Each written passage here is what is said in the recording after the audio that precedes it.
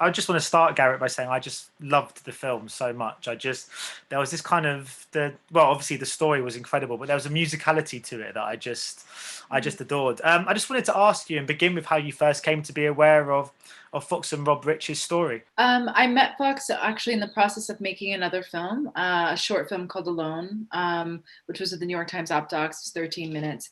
And I had I had conceived of that film as being sort of a facilitation of conversations between women who were in incarcerated relationships and families, and really having the film be like a source of support and space for women to exchange ideas and information.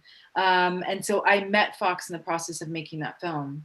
And it felt to me really important to think about as a filmmaker how I could continue to work with women and work with families to share their experience and to share the diversity within this issue, which affects 2.3 million Americans.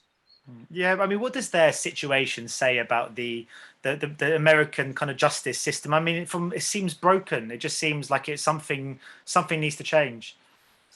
Well, yeah, I mean, I think that the American justice system is an offshoot of the beginnings of the New World, of colonialization, which unfortunately every nation is guilty of. We've all experienced, and it's this deep tie to human labor and racism and capitalism, all colliding into one and being so intimately connected to one another. And so the system is broken, and it has been broken. Um, but I think that we have to remain optimistic, and we have to remain proactive. And I think America, in particular, is in a really exciting turning point, actually, where things we are for the first time seeing white allyship in our effort, which is huge for the movement. And I think we have to remain optimistic in order to achieve something to be optimistic about. And because obviously I just mentioned at the start that I love the kind of musical side to this movie. I was just wondering because I realized when I was watching it how rare it is for music to be so prominent in documentary form. I just wondered about your idea when you were kind of crafting this. When what stage did you decide to have that kind of very consistent, quite beautiful melodic score in the background? Well, music has always been such an important part of my life and a part of, I think, my work. But I hadn't, I discovered Emma Hoy kind of midway through editing, and the music just kind of popped up on a YouTube algorithm.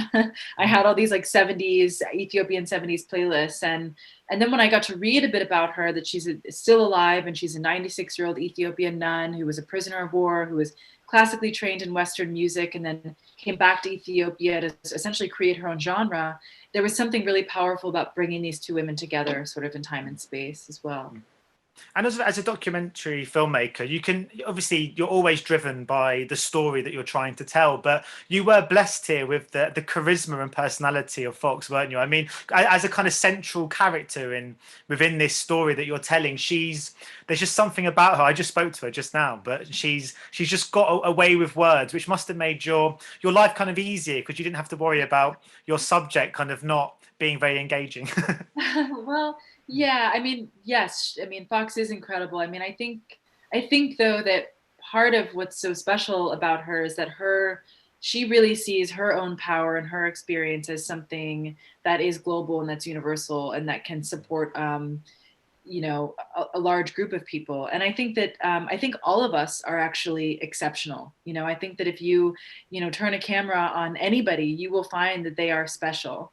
And yes, she is great with the camera, and I think that was most evidently seen in her own documentation. And I think what was really exceptional was this idea of both of us, kind of to a certain extent as filmmakers, coming together to make almost a third film. You know. Yeah. Yeah, well, yeah, you must have been so thrilled when you realised she documented so much of her life already. That must have been quite a relief. Yeah, it's incredible, really incredible. And it revealed things that I never would have that I knew sort of innately.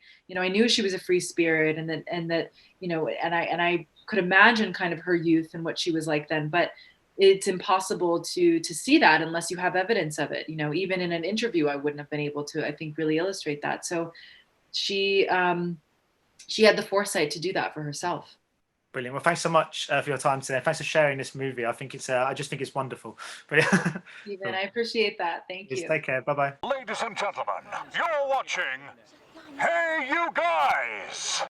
Hey You Guys, huh? Hey, you guys. Is that from the Goonies? it is indeed, yes. Nice. Hey, you